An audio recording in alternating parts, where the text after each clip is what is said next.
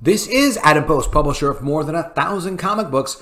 Today we're talking about Bob Chapek at Disney saying that they're not too woke over there. What are you talking about? If you can believe it. This is coming from a great article in Bounding Into Comics, but also was because of a sit-down interview that Bob Chapek did with the Wall Street Journal, who actually finally directly asked Bob Chapek, do you think that there's anything to like all these criticisms of Disney being too woke and too politically correct? And of course, his answer is, well, the company survived for 100 years by catering to its audience, and it's going to continue to thrive the next 100 by doing the same. Which is to say that, what are you talking about? If anything, Bob Chapek has been focused on doing whatever it is that the progressive push tells him to do, instead of what the super fans, the people who are the core of Disney properties, of the fans of Disney theme parks, say that they want and they need to support and continue to be the core customers for the company. Chapek raised prices like crazy in the parks, which I say I'm sure he's been waiting to do that for years, which generated a ton of revenue, but a lot of disappointment and hurt feelings when people realized that once you get stuck in the park, Bob Chapek has basically ordered get as much money as possible with no limits, cut food portions, things that used to be free, we're going to charge for services now, and make it really not the fun experience that was already expensive, just to the point of ridiculously expensive. That's not how you treat fans. But let's get into this article. Before we do, please be sure you are subscribed to the channel. Click the bell for notifications. Give me a thumbs up when you like it. Really appreciate it. It's been a great help. The channel's doing great. Thank you so much for that. Okay, so from Bounding Into Comics, despite the numerous, various, and ever-growing and unending examples to the contrary, Disney CEO Bob Chapek has rejected the notion that the House of Mouse has become too woke, instead arguing that the company's recent slate of political and creative decisions are simply the result of their following the same long-term keys for success they always have, by catering to their audience. I don't know what audience wanted She-Hulk, especially done the way they did it. You can see there was tremendous negative reactions to She-Hulk. And you had She-Hulk writers attacking Marvel fans, just to the point of, how is this catering to the audience? Maybe somebody in the comments could tell me below. I'm not really getting it. The kinds of things they've been doing. Rachel Ziegler says she's bringing a modern edge to Disney's live-action show, Snow White. She's not going to be saved by the prince or dreaming about true love. So, okay, we'll change the whole character, call it Snow White. It's almost like Black Panther 2.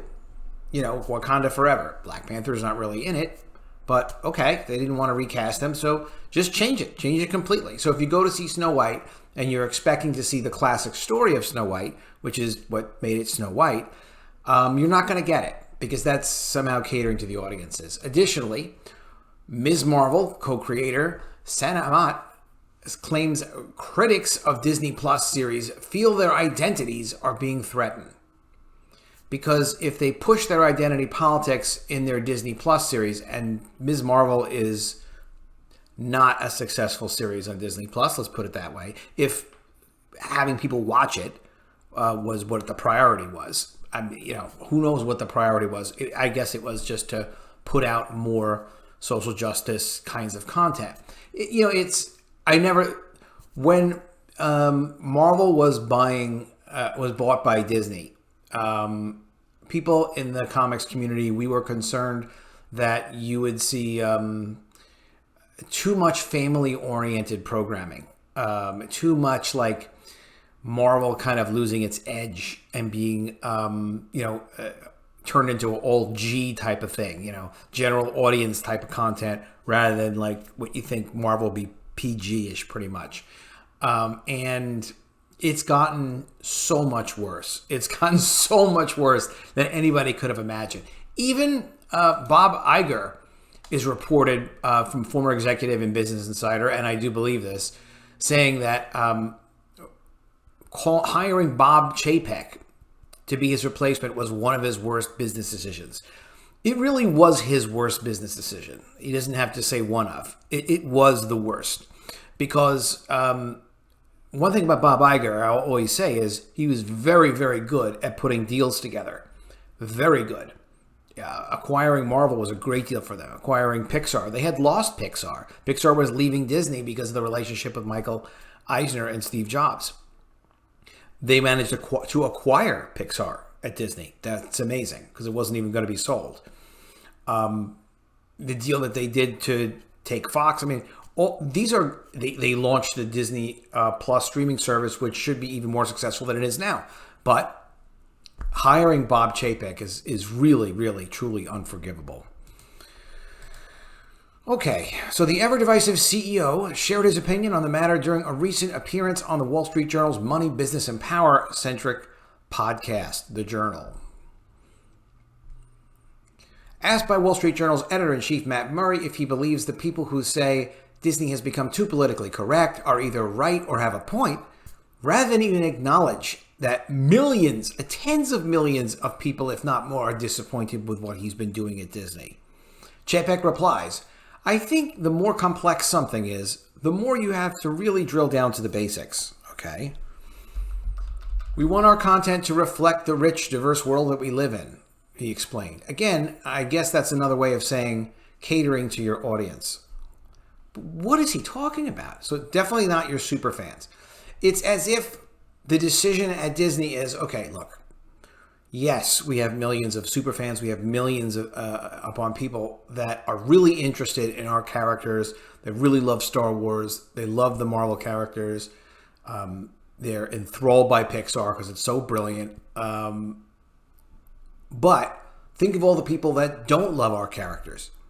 If we just try to create characters that don't appeal based on quality and don't appeal based on a really good, well-told story, if we appeal just based on physical characteristics, then we can get the rest of that world audience. That actually seems to be what the strategy is. It's not really working. There are plenty of people that consume Disney content, but they have more and more people that are not like loving and thrilled with what they do. And they also really divorce themselves from the people that truly cared about each of these brands, Star Wars, Marvel. They don't care. They just have no concern for that because they think there's more people that aren't passionate about their brands than the people that are. But the thing of it is of course, you can't just skip the whole step of having the brand like appeal to them because of its quality. And that's what's going on at Disney and Disney's Marvel, Star Wars, Pixar, all their brands. It's really stunning to see. I don't know if Chapek, truly believes any of this, or if this is a practice response that he has when people ask this question. To this end, he asserted, I think that we want Disney to stand for bringing people together. And I think we do that by diverse stories and diverse characters. But you do not. I mean, that's not going on at all. Murray then specifically inquired of Chapek of what he thought your role as CEO of this gigantic company is very specifically on the storytelling front, particularly as it relates to his role in shaping the message of Disney productions. Shouldn't they just be stories with their own messages? I mean, yes, that is what they're supposed to. It doesn't matter what there's no such thing. You can tell any type of story to make any type of point that you want to tell, but it has to be a structured, disciplined story. It has to be that follows some conventional rules, or then it becomes a mishmashy garbage. And that is what we don't like about woke content. Do you have views about what you should be doing there? Pressed the Wall Street Journal head. Do you meet with the creators and do you get to express your opinions? Get to express his opinions. I mean, he is the CEO. Yeah, said Chapek. We talk about shaping our content a lot and some of the push-pull of these different forces. But in the end, we have to follow our North Star, which again is storytelling and catering to the audiences that actually love Disney and our audiences that love Disney. It's not true. It's just not true. So I don't get what he's saying. If anybody in the comments below, please let me know what you think of this. Do you get what he's talking about? Because it seems like he's saying, like, we don't care about the people that love Disney and Disney characters, but that's why we make our content. It's all for them. It doesn't make sense. Okay, so the interviewer asked, so to be clear, you don't think Disney is too woke? Murray then asked, seeking one last clarification on the topic. And great for Murray to actually bring this up and get him to direct, the best you could to get an answer out of a direct question. Quote, I think Disney is a company that survived for 100 years by catering to its audience, and it's going to thrive the next 100 years by catering to its audience. What? Affirmed Chapek in turn.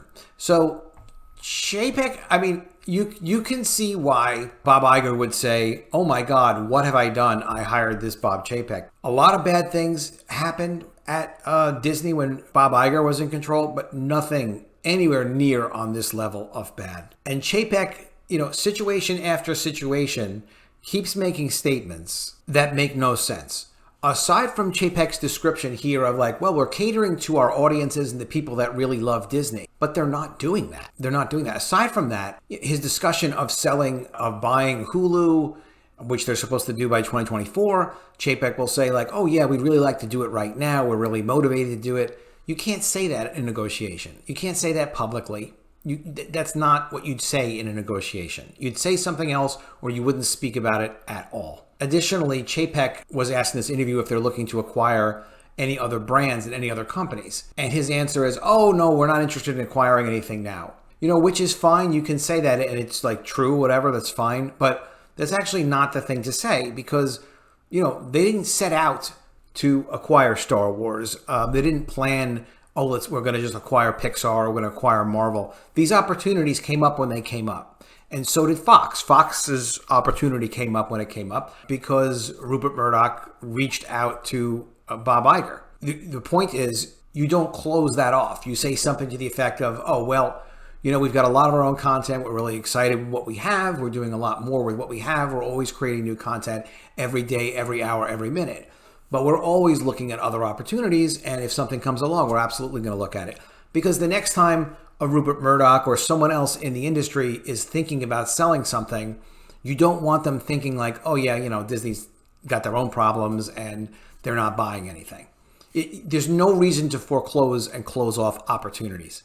I'm not a big fan of Bob Chapek. Maybe you are. If you are, tell me why in the comments below. If you're not, always happy to see that as well. Please be sure you are subscribed to the channel. Click the bell for notifications. Give me a thumbs up when you like it. And I will see you again soon with another video. And if I don't see you, I will miss you.